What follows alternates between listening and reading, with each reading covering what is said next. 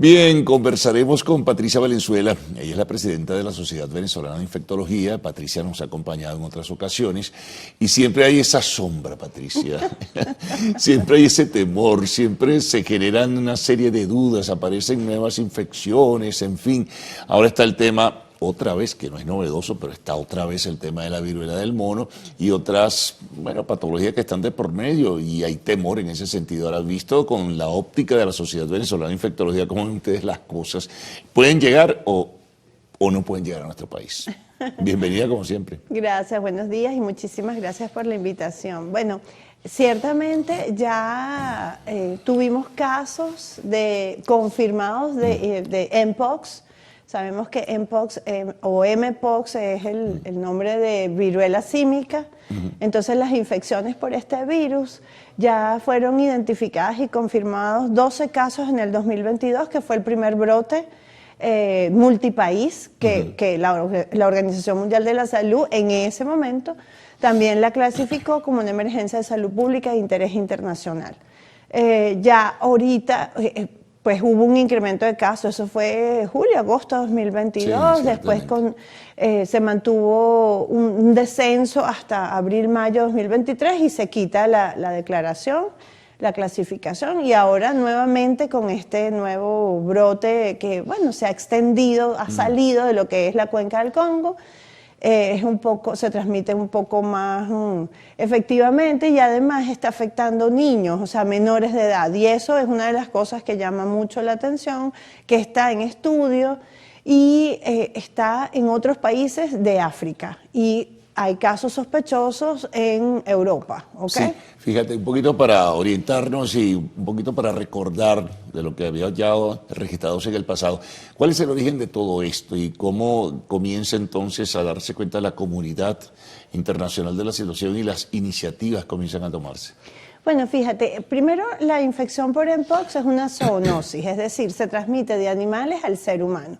Estos animales, pues en la historia, hacia los años, la década de los 50, 60, pues eran animales, eran monos y estaban en cautiverio porque eran para experimentos. Sí. Es en la década de los 70 cuando hay los primeros casos en seres humanos y siempre había sido en el continente africano. Se habían dado algunos brotes fuera, quizás uno en Reino Unido, muy pequeño, pero el más grande, el multipaís, fue el de 2022. ¿Por qué? Porque se comienza a ver la transmisión secundaria, es decir, de persona a persona. La infección, para entender cómo se transmite, son lesiones en la piel. Son lesiones que empiezan como manchas rojas, luego se transforman en una pápula, que es esa picada, parece una picada de zancudo, luego se llena de líquido y es una burbuja, una vesícula. Luego esa vesícula, el líquido cambia de color, es una pústula, no está infectada necesariamente y luego es una costra. Cuando la persona está en este proceso y las lesiones van en esta evolución, hay transmisión porque el contenido de la vesícula es el que tiene más virus. Entonces, el contacto piel con piel es decir, una persona que no tiene la infección con una persona que tiene las lesiones, es que comienza la transmisión. Esa es la transmisión persona a persona, el contacto cercano, también hay una transmisión por gotas respiratorias. Las gotas o gotículas son más grandes y por ende recorren menos distancia. Entonces, si hay ese contacto cercano, ¿verdad?, y están apareciendo las lesiones, esas gotas respiratorias, o ya hay lesiones, esas gotas respiratorias también permiten la transmisión. Y además alcanzan la mucosa oral, nasal o la conjuntiva ocular, ¿ok? Eso comenzó y todo a raíz de una festividad en España, en Islas Canarias, donde se reunieron pues una serie de personas y comenzaron... Sí, recuerdo Ajá, entonces habían de diferente diversidad, estaban celebrando la diversidad y hubo contactos diferentes.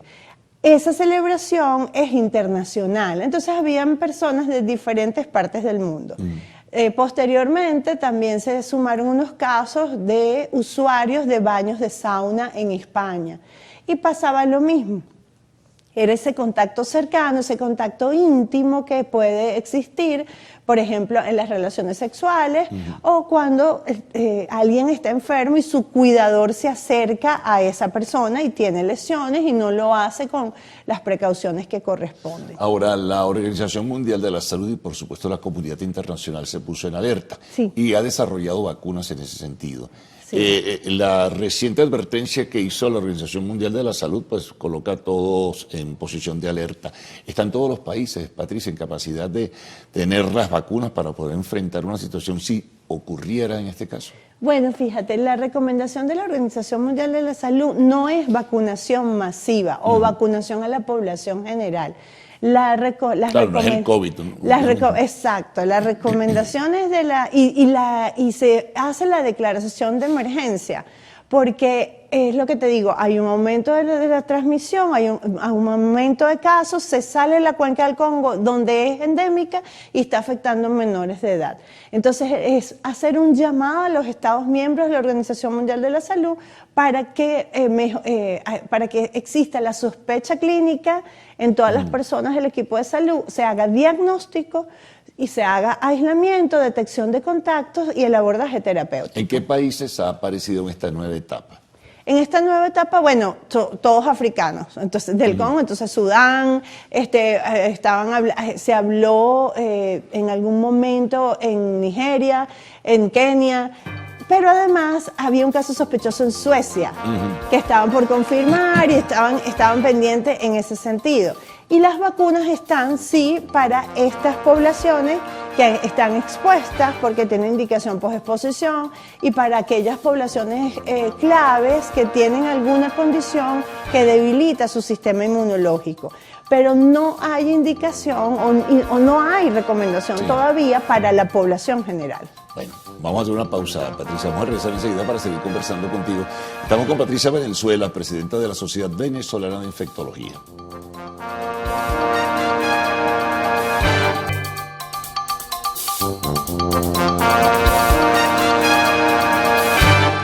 Bien, continuamos conversando con Patricia Valenzuela. Bueno, aparte de la explicación que nos ofrecía sobre África y las sospechas tal vez de un caso en Suecia, hacia América, ¿qué situación se observa? ¿Están en alerta? ¿Están pendientes? ¿Están al tanto en cada uno de nuestros países? Sí, la Organización Panamericana de la Salud también ha emitido alertas epidemiológicas. Cabe destacar que el clado o la variante, que en este caso se le dice clado, del virus de Mpox que causó el brote de 2022 es el clado 2, específicamente el 2B. Hasta ahora se sigue transmitiendo. En América, hasta julio de 2024, uno revisa los reportes de la Organización Panamericana de la Salud y se sigue transmitiendo. No en la gran cantidad de casos que se tuvo en 2022, pero sí se sigue transmitiendo. El clado que está causando esta declaración nuevamente es el clado 1, específicamente el 1B, que no había salido de la cuenca del Congo, es decir, específicamente de la República Democrática del Congo. Se plantea que es un poco más agresivo y que puede causar mayores defunciones. Pero ¿cuántas hasta ahora hay registradas? Un poquito más, bueno, hasta el último alerta había más de 400 fallecidos y había una gran cantidad de niños, de menores de edad. Eso también fue lo que impulsó la declaración. Y la otra, y ese clado no se ha aislado en América. Ese clado no se ha aislado en América. Los casos de Mpox en América son por el clado 2.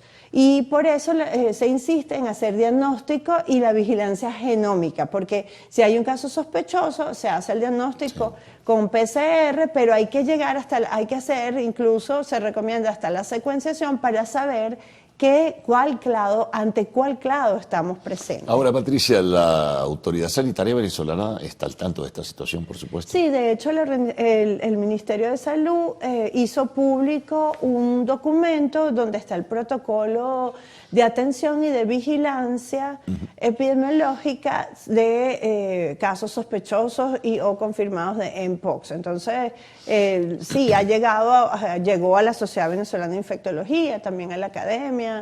se ha divulgado, yo creo que de manera eficiente. Y bueno, ahí se menciona la ficha epidemiológica de los casos que vienen son viajeros que vienen retornando al país o vienen de visita al país, que por su procedencia sea de alguno de estos países donde hay casos confirmados o casos sospechosos. Entonces, bueno, hay que hacer una notificación en esa ficha, pues hay que hacer una vigilancia epidemiológica, alerta y educar pues a la persona si presenta alguno de los síntomas, como para estar pendiente si hay que hacer diagnóstico o si hay que aislarlo un poco más. Y en cuanto a otras infecciones, que siempre hay que estar muy pendientes en ese sentido, ¿qué información se maneja en el país? Bueno, tenemos dengue. Dengue pues es un caso importante en toda América y particularmente América Latina América Latina del Caribe tiene un alto número de casos sospechosos o reportados de dengue. La Organización Panamericana de la Salud habla de 9 hasta 10 millones de casos y eso fue un reporte que se hizo desde Washington. Brasil y Argentina eran países Brasil es el que más casos ha reportado. Argentina siempre se menciona, tiene casos. Lo que pasa es que Argentina nunca había tenido históricamente un número de casos de dengue tan alto. Tienen el vector, que es el Aedes aegypti, pero no tenían esos casos tan altos como ahora pues se ha descrito, ¿no? ¿Y en Venezuela hay alguna cifra en particular? No tenemos. Las últimas cifras oficiales no tenemos. Las últimas son de la Organización Panamericana de la Salud, de la Semana Epidemiológica 21 de 2023. Y ya para ese momento, Venezuela tenía un incremento del número de casos, había más de 4.800 casos, y cuando lo comparabas con 2022, ya se estaba duplicando más o menos la cantidad de casos, ¿no? Entonces, si aumenta en toda la región, Venezuela no está en una burbuja, y el Aedes aegypti se reproduce con muchísima facilidad, y Venezuela particularmente en el segundo semestre del año es su temporada de lluvias más importante y eso facilita la reproducción de la Aedes aegypti. Que lo estamos viviendo además. Que es el vector, exacto, además lo estamos viviendo. Este fin de semana fue, tremendo. Mira, y nunca hay que dejar de hablar del COVID, la situación del COVID en el país siempre es importante, ¿no? Sí, SARS-CoV-2 se sigue transmitiendo en el mundo y en Venezuela también. En los Juegos Olímpicos hubo casos de COVID-19, en Venezuela también los hay. A lo mejor de forma extraoficial o anecdótica, pero sabemos que se han dado hospitalizaciones por COVID-19, no en el mismo número que los años más duros de la pandemia, ni tan graves. Y han salido bien, pero hay casos leves en casa controlándose y hay casos que han ameritado hospitalización. Entonces siempre es importante el lavado de manos, el uso de la mascarilla si hay síntomas respiratorios o sospechosos de Mpox y quédese en su casa si tiene síntomas. Por supuesto, mira, te agradezco muchísimo. Importantes orientaciones, Patricia, nos has dado en la mañana hoy a nuestros televidentes, fundamentalmente en este caso. Bueno, nosotros nos vamos a la pausa y al regreso, continuamos con la primera emisión de Noticiero de Televen.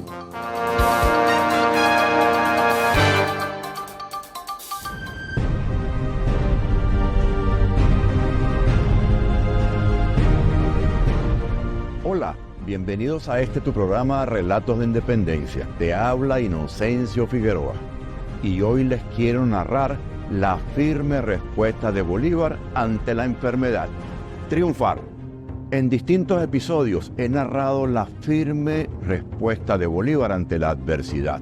Pero hay un evento que no tiene nada que ver con las traiciones o con las batallas, sino con las tempranas manifestaciones de la enfermedad que posteriormente lo llevarían a la tumba.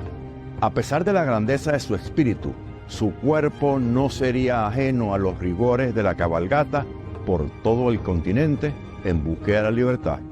A 150 kilómetros de Lima existe un puerto llamado Pativilca, a donde arribó Simón Bolívar el 1 de enero de 1824, atormentado por escalofríos y una fiebre muy alta. Se cuenta incluso que perdió el conocimiento por varios días. Pero Bolívar tenía mucho por emprender y se aferraba a la vida.